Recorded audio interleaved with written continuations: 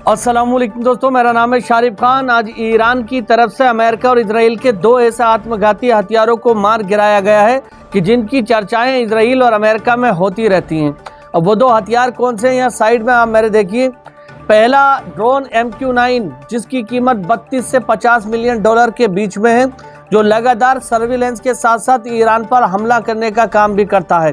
इसको इराक के आसमान में आज ईरान ने ढेर कर दिया है। ईरानी मिसाइलों ने इराक के आसमान में जाकर इस पर हमला किया और इसको एक ही हमले के अंदर पूरी तरह से तबाह और बर्बाद कर दिया।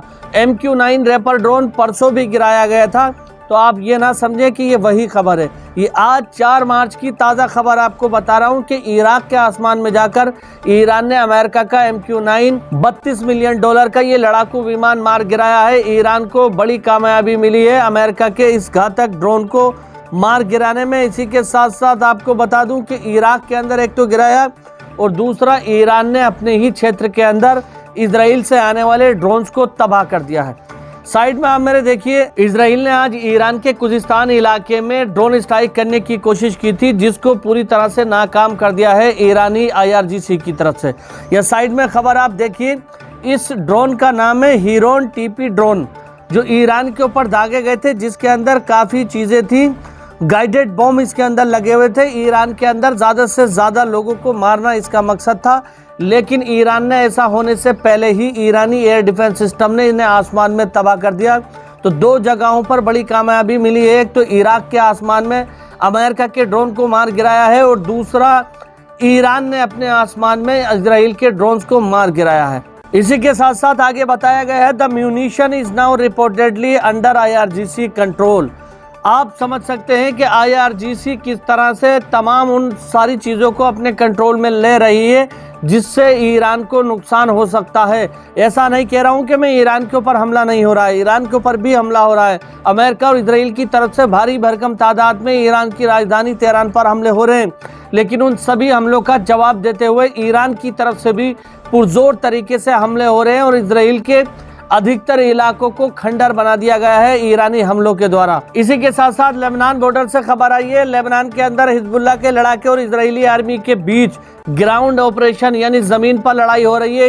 इजरायली आर्मी ने ग्राउंड ऑपरेशन शुरू करने की कई कोशिशें की है लेबनान बॉर्डर के अंदर दाखिल होने की, लेकिन हिजबुल्लाह लड़ाके और इजरायली आर्मी के बीच जो ग्राउंड पर लड़ाई हो रही है, जो फाइट्स हो रही है, उसमें अभी तक इजरायली आर्मी को कामयाबी नहीं मिली है। लेबनान बॉर्डर के अंदर दाखिल नहीं हो रही है।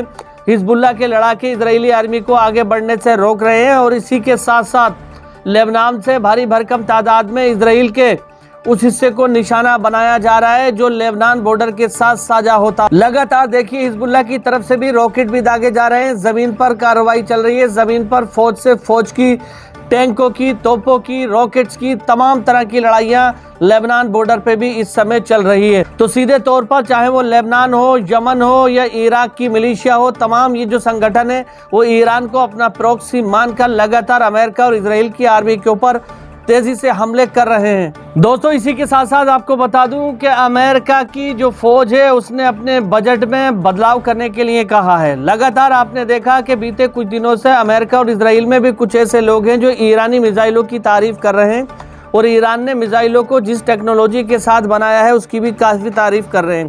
तो यहाँ पर खबर आप देखिए कि अमेरिका ये चाहता है कि वो भी अपने मिसाइल सिस्टम को अपडेट करे और 50 बिलियन डॉलर की कीमत से अमेरिका अपने मिसाइल सिस्टम को अपडेट करने की कोशिश करेगा। 50 बिलियन का फंड करेगा। ईरान ने दिखा दिया है कि उसके पास वो ताकत है कि जिस ताकत को रोकना किसी के बस की बात नहीं है। अमेरिका इस सब पर विचार कर रहा है और जैसी मिसाइलें ईरान के पास हैं उन मिसाइलों का तोड़ ढूंढने के लिए 50 मिलियन डॉलर का इन्वेस्ट करेगा और तमाम तरह की उन चीज़ों को बनाएगा। लेकिन कब बनाएगा वो तो आने वाले समय में बनेगा। फिलहाल जो ईरान हमले कर रहा है उनको तो रोक नहीं पा रहे हैं। इसी के साथ साथ आपको बता दूं दोस्तों, ईरान की हिम्मत को देखते हुए और भी कुछ ऐसे देश हैं, देशों के अंदर रहने वाले संगठन हैं जो ईरान को लगातार ज्वाइन कर रहे हैं। इनमें से एक ग्रुप मैं आपको बता रहा हूँ, अफ्रीकन। यहाँ पर इन्होंने लिखा है, a commander in the Sudanese army forces to Iran, we say to our brother in Iran that if America send ground troops we will come to defend Iran। ये कह रहे हैं कि अमेरिका ने जो पहले अभी बात की थी 2 दिन पहले, कहा था कि हम ईरान के अंदर अपनी सेना को उतारेंगे, तो ये खुली तौर पर चेतावनी दे रहे हैं कि अगर अमेरिका ने अपनी सेना ईरानी ज़मीन पर उतारने की कोशिश की तो हम ईरान को बचाने के लिए और उसको डिफेंड करने के लिए आगे आएंगे। From the soil of the अहले सुन्ना of Africa to revolutionary guard of Iran, ये कह रहे हैं कि ये सुन्नत है कि हम रिवोल्यूशनरी गार्ड को प्रोटेक्ट करें ईरान के। यानी इनका कहने का मतलब ये है कि ये जो तमाम चीज़ें हो रही हैं उसमें धार्मिक एंगल से ये देख रहे हैं और धार्मिक एंगल से ईरान की मदद करने की ये बात कर रहे हैं। दोस्तों, जब सुडानी ग्रुप, इराकी ग्रुप, लेबनानी ग्रुप, ये सारे ग्रुप ईरान के साथ एक्टिव हो गए, अमेरिका ने ये देख लिया कि हम अपनी आर्मी ईरान की ज़मीन पर उतारते हैं तो मसला बहुत ज़्यादा बिगड़ सकता है। इसलिए अब अमेरिका ने इस चीज़ को रोक करके एक नई चाल चली। वो नई चाल क्या है? अमेरिका की CIA एजेंसी लगातार कुर्दिश लड़ाकों के साथ बातचीत कर रही है और अमेरिका कह रहा है कि हम कुर्दिश लड़ाकों को ईरानी फ़ौज के साथ लड़ने के लिए भेजेंगे। ऐसी रिपोर्ट आई है और कुर्दिश लड़ाकों का जो लीडर है उसने भी कहा है कि आने वाले कुछ दिनों में हम ईरान की तरफ रुख करेंगे और ईरान में लड़ेंगे। ये कुर्दिश लड़ाके वही कुर्दिश लड़ाके हैं जो सीरिया के अंदर भी दाखिल होने की कोशिश करते हैं, ईरान पे कंट्रोल करने की कोशिश करते हैं। आप में से बहुत सारे लोग कुर्दिश लड़ाकों का इतिहास नहीं जानते होंगे, तो गूगल करके देख लेना कि ये कुर्दिश लड़ाके क्या चीज़ हैं। कुर्दिश लड़ाके लगातार अमेरिका और इजराइल के समर्थन से अगर ईरान के अंदर घुसने की कोशिश करते हैं तो IRGC और ईरानी फौज उनको रोकने के लिए वहां पर तैयार है। इसी के साथ साथ एक और बड़ी खबर आपको बता दूं कि US सेनेटर का बयान, इस समय मीडिया को अपना बयान देते हुए वो बता रहे हैं कि हमने पहले ही मिलिट्री को बताया था कि तुम ड्रोन और मिसाइलों को नहीं रोक सकते। आपके पास कितने ही चाहे मजबूत आयरन डोम एयर डिफेंस सिस्टम मौजूद हो, लेकिन संख्या के ऊपर निर्भर करता है कि एयर डिफेंस सिस्टम कितनी मिसाइलों को रोक सकता है। अगर सामने वाली पार्टी लगातार अंधाधुंध मिसाइलें बरसा दे या ड्रोन स्ट्राइक कर दे तो उनको रोकना संभव नहीं होता है। हमने कहा था कि जब पलटकर ईरान हमला करेगा तो उस हमले में काफ़ी सारे लोग मारे जाएंगे, उनकी जिम्मेदारी कौन लेगा। लेकिन अमेरिकी राष्ट्रपति डोनाल्ड ट्रंप ने इन सब की एडवाइस लेने के बजाय केवल इजरायली प्रधानमंत्री बेंजामिन नेतन्याहू की एडवाइस ली और उसके साथ शामिल हो गया। तो यहाँ पर US सेनेटर कह रहे हैं कि ये जो कुछ भी हो रहा है इससे आगा हमने पहले किया था। अभी तक अमेरिका इस चीज़ को ही क्लियर नहीं कर पाया है कि उसने ईरान के ऊपर इतना बड़ा हमला आखिर किया क्यों है। ईरान और अमेरिका के बीच जब बातचीत चल रही थी तो फिर ईरान के ऊपर हमला करने की कोई वजह नहीं बनती थी। Israeli prime minister Benjamin Netanyahu चाहता था ईरानी सुप्रीम लीडर की मौत होना, और यही वजह है कि ये बेंजामिन नेतन्याहू के कहने पर ही अमेरिका ने इजराइल के साथ जुगलबंदी करके ये हमला किया है। तमाम तरीन देश इस समय अमेरिका से नाराज़ हैं। अमेरिका के अपने कुछ लोग ये कह रहे हैं कि हमें इस जंग का कोई भी साफ साफ विजन नज़र नहीं आ रहा है, ये जंग क्यों स्टार्ट हुई, इसका मकसद क्या है और तमाम तरह की चीज़ें। अगर ईरान के अंदर सुप्रीम लीडर ख़त्म भी हो गए तो क्या अमेरिका को इससे क्या फ़ायदा होगा। एक जाता है दूसरा आ जाता है, एक जाता है दूसरा आ जाता है, इससे अमेरिका को कोई फ़ायदा थोड़ी है। और अमेरिका इस कॉन्फ्लिक्ट के अंदर आने से अमेरिका का कई बिलियन डॉलर का नुकसान हो चुका है, जो केवल और केवल इजराइल के समर्थन के लिए किया गया है।